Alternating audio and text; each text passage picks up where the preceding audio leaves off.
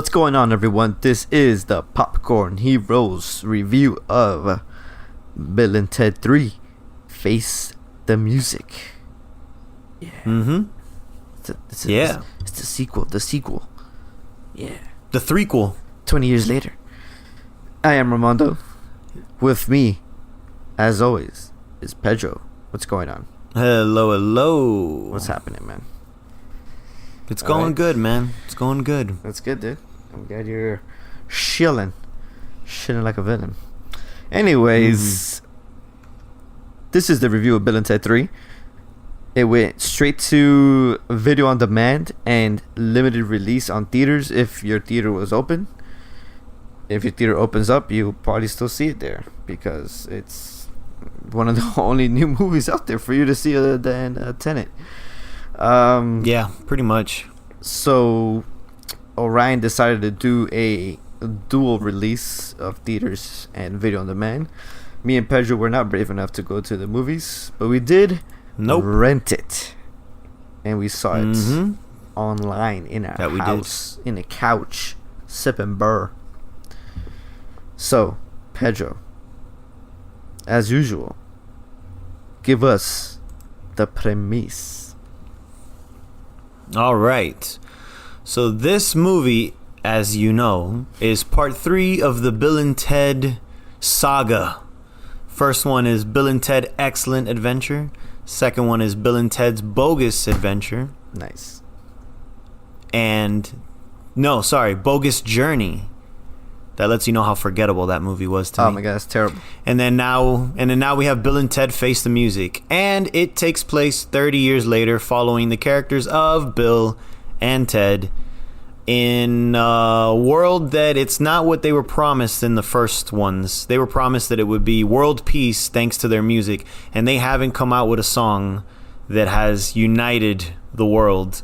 So they're still struggling to come up with it, and while they're doing that, time and space is collapsing around them. It's pretty much the gist of it. Nice. Love it, Pedro. Love the premise.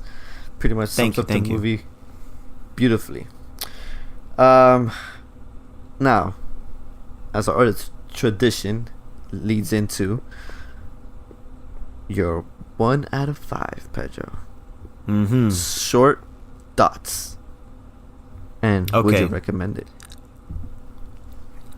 I would recommend it if you are a fan of the first one and the second one, I guess, too.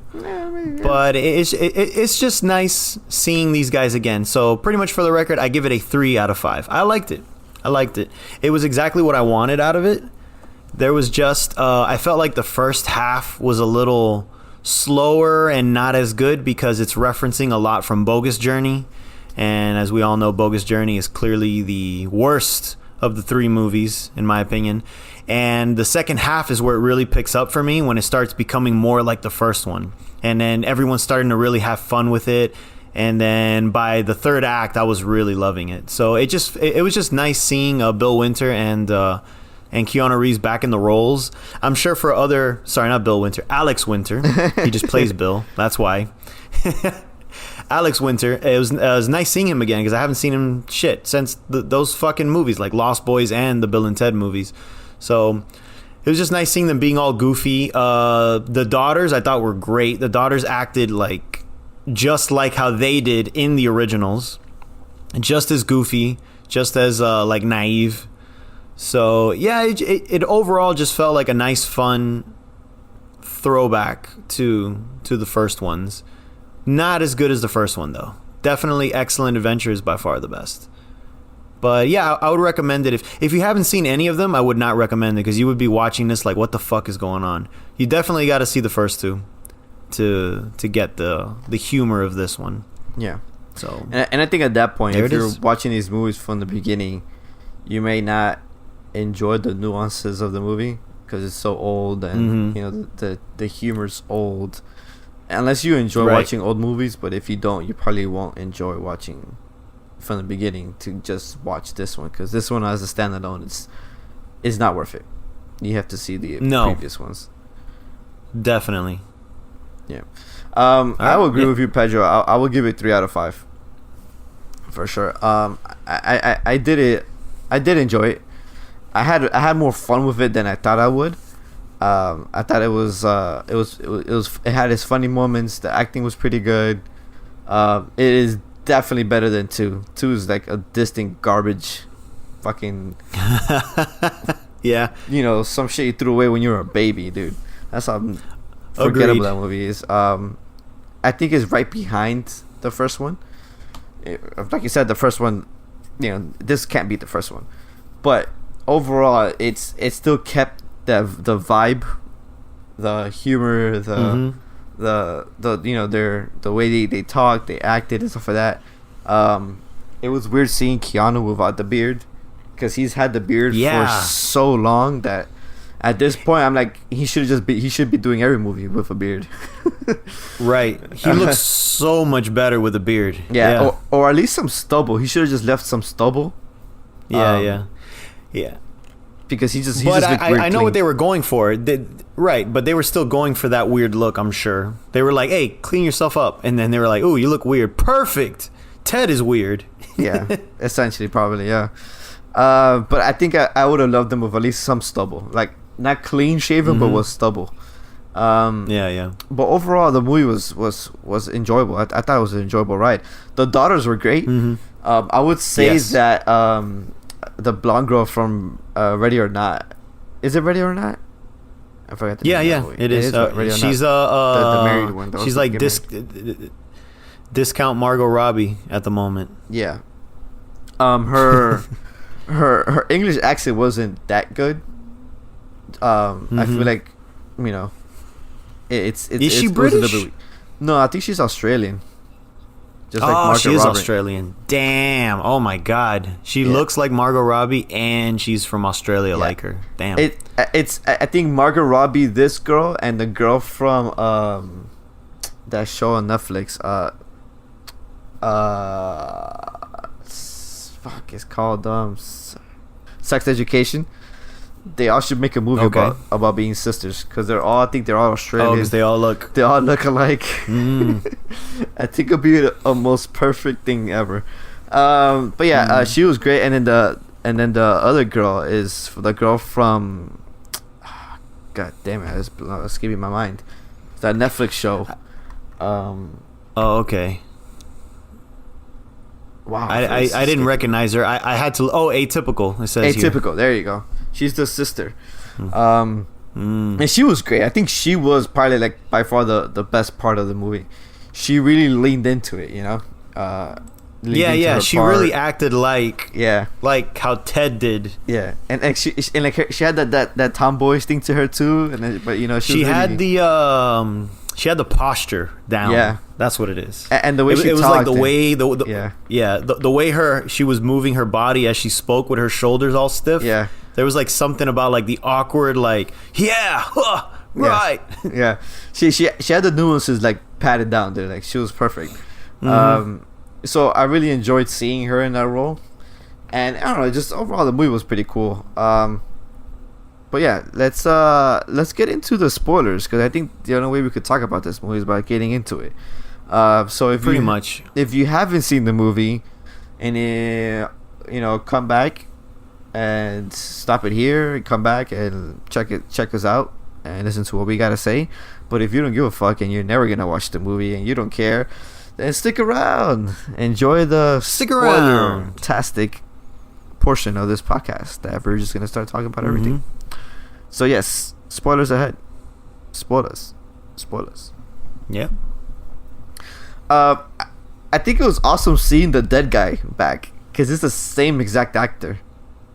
Yeah. Death. Yeah. Yep, I thought that was pretty crazy that he actually came back too. He's still acting. He comes out here and there on things, but yeah, it was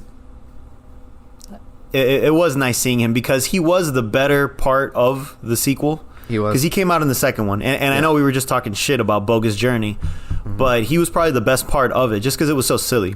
It was just the robots and all that shit that got weird, but the William Sadler, that's the actor's name that plays his death. William Sadler, that was nice. When we were watching this movie, I was telling you, like, I don't think you need to see 2 to watch this, but after we kept talking about it, I'm like, this movie brings up a lot of shit from 2. Yeah. they meet the princesses, their wives, into that's how they get it. They go back in time and then they get the princesses, and then you have death. So it's a huge part. And then they mentioned the concert that they ended with, where like the concert was like awesome, but it still wasn't enough to unite the world. So yeah, it's heavily part 2.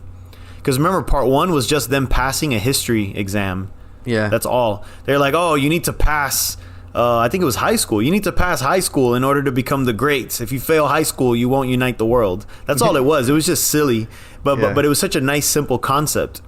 The second one is where it started getting a little bigger, a little more like, oh shit, there are robots trying to kill you, and then you do get killed and you're in death's world. So, and then I guess they continue the complexity with this one, because this one was pretty complex too.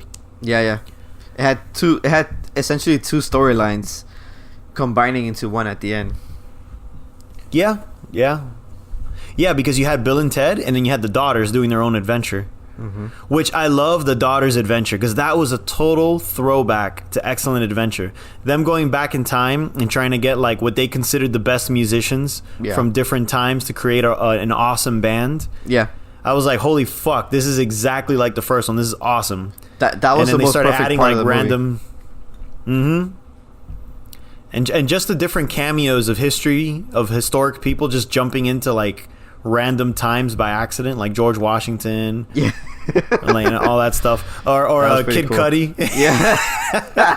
So random. His most random cameo ever, dude. That was by far the most random one. It's not even that it was a random cameo, but the part that they gave him, because a lot of science fiction films always do the smart scientist character that pretty much does the exposition, the explaining. Yeah, and a lot of times it comes off boring. So I guess they were like, wouldn't it be funny if Kid Cudi does the exposition? and that's kind of what happened.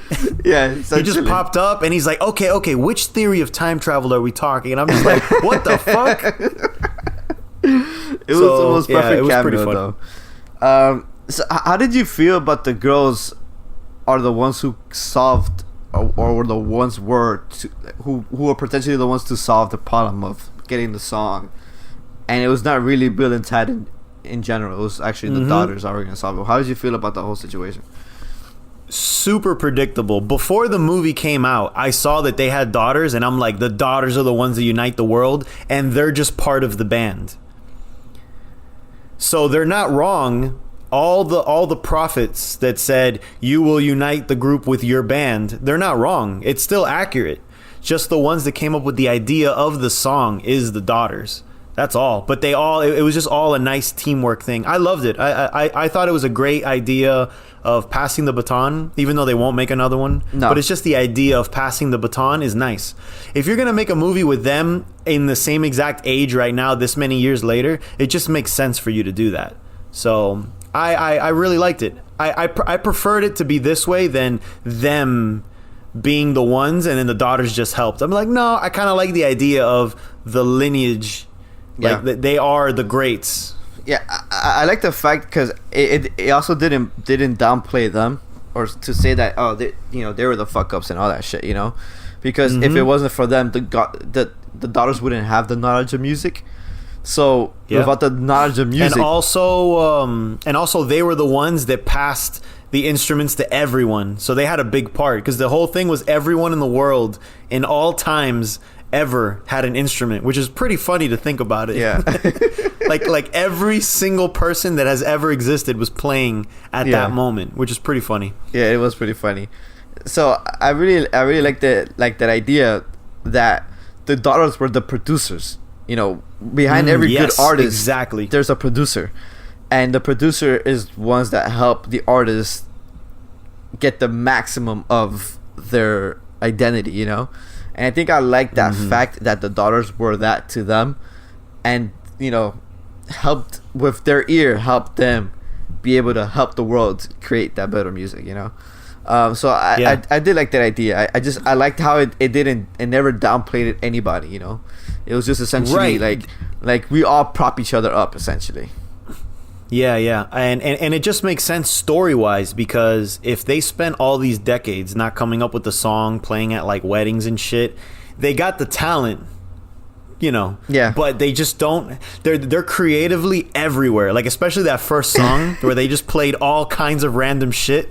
They pretty much grabbed like all the genres and just mashed them. Yeah, essentially. So it just showed it's like you guys are skilled in literally everything, but you guys just don't have the creative like discipline to go, okay, yeah, this is what we need. While the daughters will be like, oh yeah, that part was cool. That part was cool. They have the ear for it. They have the ear. Just like it was all written from the beginning. It all just made sense. It wasn't. I know there's a lot of people online saying, "Oh, the Mary Sues, blah blah blah." I'm like, that's bullshit. No, that's bullshit That's because they grew up listening to bullshit. music. You know, they had exactly. the ear. And then from the beginning, you hear in the conversations they know their shit. So Yeah. it's already hinted that it's like, oh, these girls are gonna save the day. They're not just gonna create the band. They're gonna like orchestrate the band essentially. So. Yeah, it was great. I really enjoyed that part. The part that I was saying that I wasn't feeling too much is where they were. I mean, it was funny at first, but after a while, I was like, okay, I get it. In alternate timelines, you guys are total fuck ups. Yeah, like the ones where they stole. When they kept visiting themselves, essentially in the future, they kept going.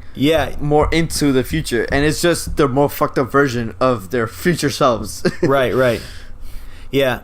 I don't know what it was, but I felt like seeing it was nice, but I don't know. How many did they visit? Like 3 of them? I felt like it was too much for some reason. So essentially, they visited themselves like 5 years or 3 years after they made the song that united the world. And they're like, no, we never did it. And then they went a few more years into the future when they were... And that was their prison versions. No, that was when they were in the house of the... Oh, you're right. So... The first one was them playing at the bar. Yeah. Then they went to Dave Grohl. The second one is Dave Grohl. Yeah, and where they stole his music.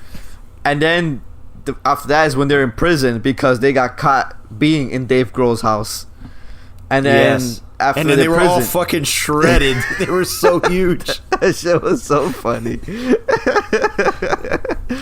And then they went into the future when they were old, and then they saw themselves there.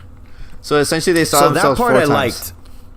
So when they saw them as old, I really liked that part because then it showed the whole reoccurring thing of the older wives were also traveling, and then you're wondering how did they get the phone booth, and then that's where they got it. They got it from them. They stole it from them at that moment. Yeah, which is pretty cool. And then it just all made sense that how would they go back? They had to die, and then that's when they come in and they get killed because that's the only way to go back. So it all made sense at the end, and I know that was a thing that they said in the movie. They're like, it all makes sense at the end. Yeah, but it did. It did make sense. Yeah. Mm-hmm. Yeah, pretty much they had to set all that in motion so that they can get that machine, so they can go and pass the music, pass the instruments to everyone. Yeah.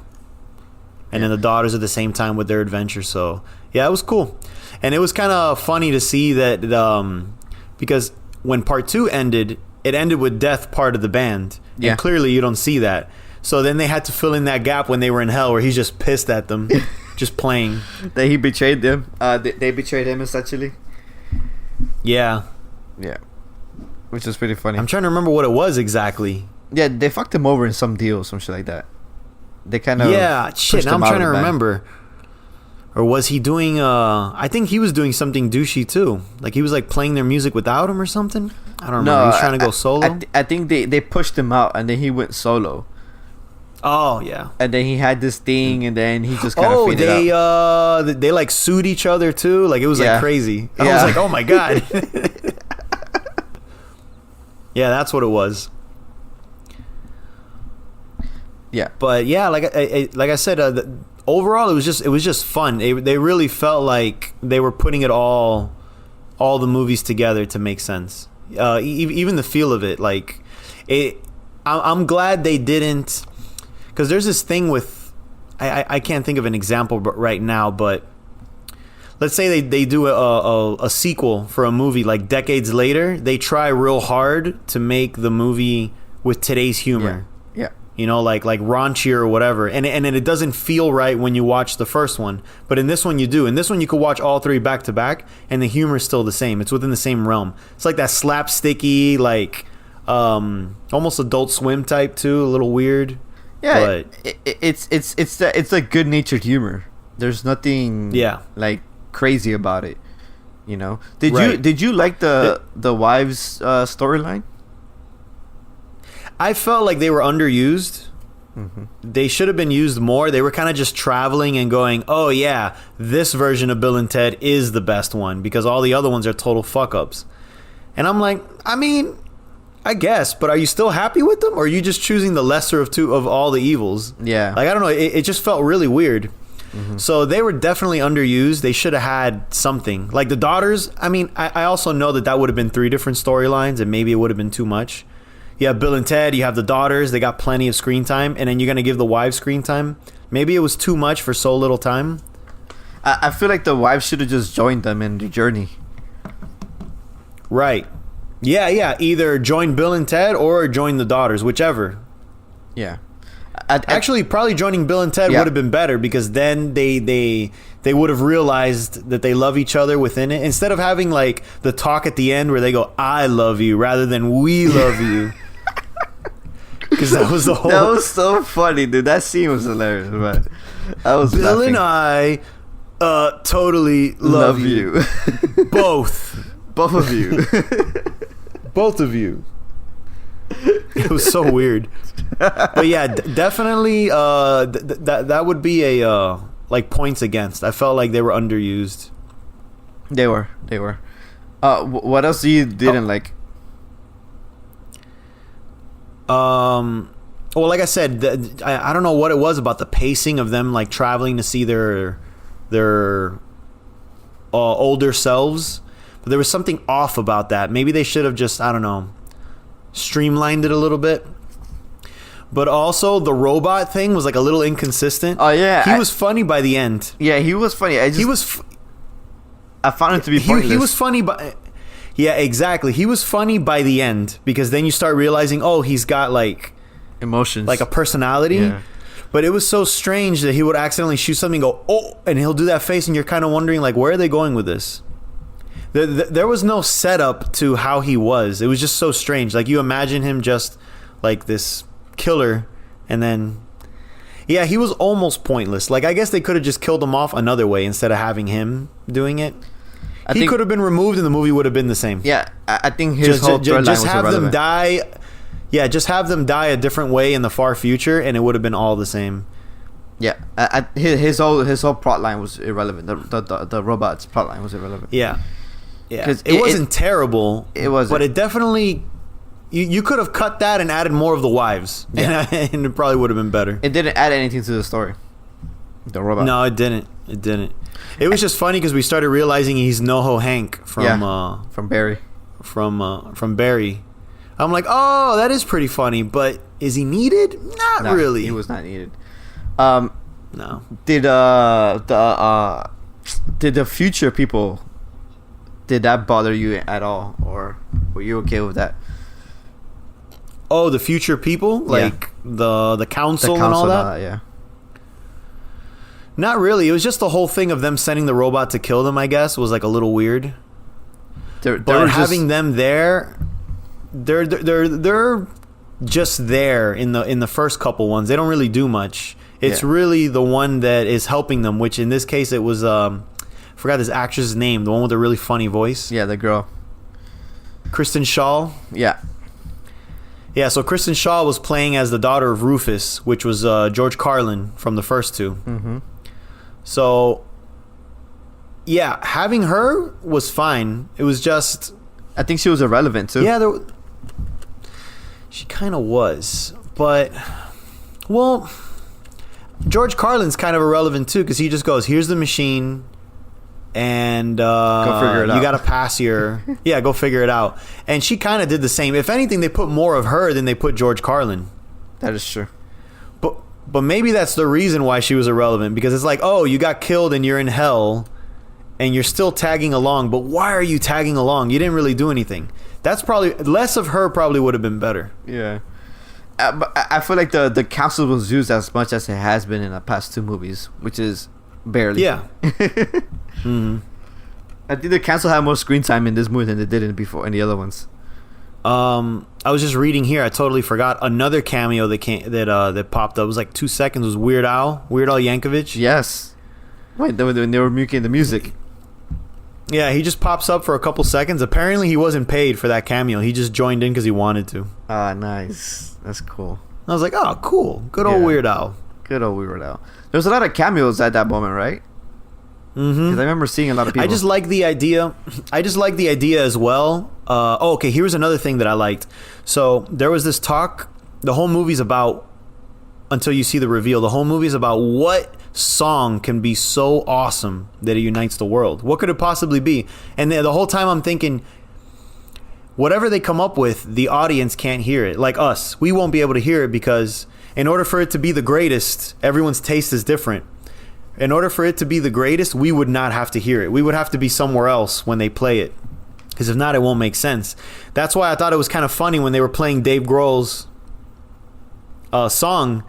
You don't hear the song. They just put the headphones on and they're like, this is it. This is what'll unite the world. You know, like they're talking about that. And I'm thinking, oh shit, yeah, we're definitely not going to hear it. But then you hear the whole twist that, yeah, they stole the song. And I'm like, okay, so they're definitely not going to play it. But just the idea that it's not the song that they ended up playing at the end. It's not that the song was so good it united the world. It was that everyone got to play together a song, just any old song. It could have been whatever. The fact that everyone got to play together is what united them. So they were pretty much the gist is they were overthinking it this whole time. They were like, oh my God, we got to come up with the best. No, man, just come up with a cool song, a fun song that everyone can just play along with. And that's all you needed. With the help of your friends. That's all you needed at the end. Yeah. So it was just a nice little message about that. That pretty much don't over perfect like things. If not, you'll never get it done. Yeah, I think that was the great twist, quote unquote, of how it wasn't a song. It was just essentially what song can everybody play, and that will unite. And I think that was a pretty cool way to twist that on his head, because the whole time you spent the first two movies thinking they're going to create the song that unites the people, but it's actually they help create a song that unites the people, essentially, that everybody plays to unite each other or whatever. So I think, you're right. But I also like they did it. I also like that they did it that way because we got to hear in the song. If it would have been the perfect song, we wouldn't have heard it. Because if they play a random song, there's going to be people going, that song wasn't that great. And then it ruins the illusion of the idea of a perfect song. So that's a good the fact that we got to hear. Yeah, that's a good one. That's a good idea of like the perfect song. You will never hear it because it's the perfect song. You would never. And it's it's to you, but it is perfect. There have been plenty of movies that have said, oh, the perfect painting. Shit, Miss Maisel. Season 2 of Miss Maisel. Remember the painter? He's like, oh, I've been working on this. And then he opens it up. It's the perfect one. And she looks at it and she goes, it's perfect. The viewer never sees it. You just leave it to your imagination. What is your perfect painting? And that's it. Yeah. The song version would have been the same, but that also would have killed the climax of the movie. So I'm just glad they went about it this way because it just ended up being fun overall. Yeah, you're absolutely right. You're absolutely right. Mm-hmm. But yeah, I think overall the movie was pretty fun. Pretty good movie. Yeah. I don't think I have major it was nice seeing like it. Jimi Hendrix. It was nice seeing the people do the Jimi Hendrix impersonation, the Louis Armstrong impersonation. Did you was like really the impersonators? Yeah, especially the Louis. The Louis was like doing the lips. Yeah, and he does that little perky smile. I was like, oh shit. The guy that did Louis was on fucking point. I think the one I liked the least was the Jimi Hendrix one. Yeah.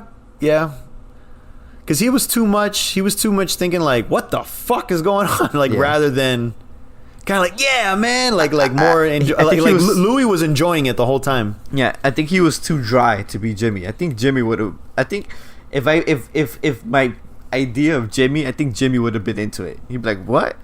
Like, I think Jimmy did shit ton of drugs, so the idea of him traveling while he's high, I think would have been the most perfect thing ever. And I would have loved to see him play every single time you saw him on screen, because I feel like Jimmy high traveling and playing, oh man, this is how I feel, or playing how he feels. I think that would have been a better idea, because that's actually a pretty good idea, because I feel like Jimmy would have. I agree with that. Yeah, Jimmy to me is that type of person who probably played all the time and played with his emotions and high as fuck, and I think he would have enjoyed take a little bit of that take a little bit of that purple haze, and then shit, Yeah, yeah, because he was very.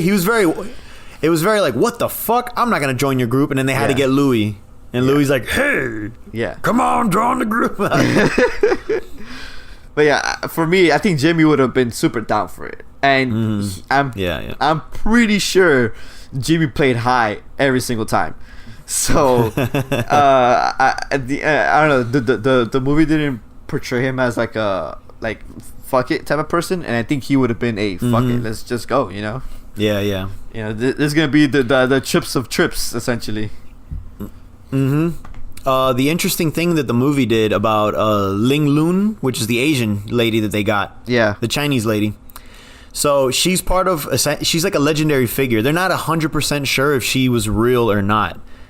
Well, no, let me rephrase. They're not 100% sure if they lived or not. They don't know whether it's a man. Everyone assumes it's a man that started music in ancient China. But it's such an old story that you would only hear Ling Lun, but you never knew the gender. So the twist of this movie was, it was a woman the whole time. And they even mention it there too. They're like, oh shit, it's a woman. And then they bring her along and she's like just playing the flute, being walked into the thing. So yeah, that was just a cool little thing. Yeah, that was pretty cool. And then they brought the drummer from the prehistoric times. Yeah. I was like, I wonder if they were going for anything like any historical cave person that they found, the Neanderthal or something, but no, it was just a random Neanderthal they were going for. They're just drums. I'm like, okay, fuck it, cool. I guess these girls knew a lot about musical history. Yeah, if they went that far back. Those cavemen knew how to rock. Okay, let's go back. Oh man, that's funny. Any last thoughts, Pedro? No, that about sums it up. Yeah, I think so. I think overall, good movie. If you've seen them before, check it out. If you haven't, I'll wait for it. Streaming somewhere or whatever it is that you can find it. I don't think you should go out there and purchase. Actually, I think this is the perfect question, Pedro. You think somebody should pay the $20 to rent it or $25 to buy it? You think it's worth it? If you're a fan of the series, it's worth to buy. But because you gotta think about it, because now people are now spending $12, $15 to go watch it. They're spending $20 to $25. So do you think that price is worth what we saw here on screen? For me, no, because I like to get my movies. I like to Blu-ray them for like $15. I don't normally like to spend $30 for movies. That's way above my that's too rich for my blood normally. But because of the whole pandemic and I miss the movies and I'm not really spending on movies, it's like fuck it. I mean, like right now, if Tenet was like $40, I'd be like, fuck, it's Tenet. Normally, I would say fuck you, but I mean, I'm not gonna go to the theaters and watch this, so fuck it. Tenet, $40, Essentially, so even if you split it. I'm just being biased because of the times. So, outside of a pandemic, I don't think it's worth that much. But because there's a pandemic, and when are you really gonna watch these movies, and you're a fan of the series, yes, it's worth the buy. Yeah. If you haven't seen the other two, it's not worth it at all. You need to watch the other two. Yeah, I agree with that statement, man. I agree with everything you said. The only thing that makes it worth it if you're a fan and you want to see a brand new movie right now, And if you're the type of person who doesn't care and who could wait and doesn't mind missing out and waiting for it to drop later on, by all means, I think you should wait. I don't think it's a must now, unless you really want to. Agreed. It's not a must now. So. If you're the type of person who can't wait and want to see it and you've seen the other ones, I say go for it. And you want to see something new, a movie that's supposed to be out in theaters or is in theaters and you want to watch it in your house, go for it. But if you're the type of person who's willing to wait, I would say wait. Definitely wait. I agree with that. Yeah, and it's just, and if you have people who want to see it with you, fuck it, you split it. It becomes like cheaper for everybody. You know, Yeah. you get one more person. That's $10, which makes it what, maybe $2 less than a regular price ticket in a movie theater. You know, It's true. So If you think of it that way, then yeah. yeah. And if you Go get right even ahead. one more person, is even more cheaper. You know, you get 3 people splitting Mhm. at $20. You know, money. So, yeah, I enjoyed it. If you want to wait for it. If you can't wait and you want to see something now, do it. You won't. I don't think you'll regret it. But it's up to you. It's all about perspectives, I guess. But those are my 2 cents. And Pedro, again, last time. Any last words? No, that about sums it up, man. Perfect. Well, ladies and gentlemen, I hope you enjoyed this review of Bill and Ted 3 Face the Music, out on video on demand or premium on demand, whatever they want to call it now.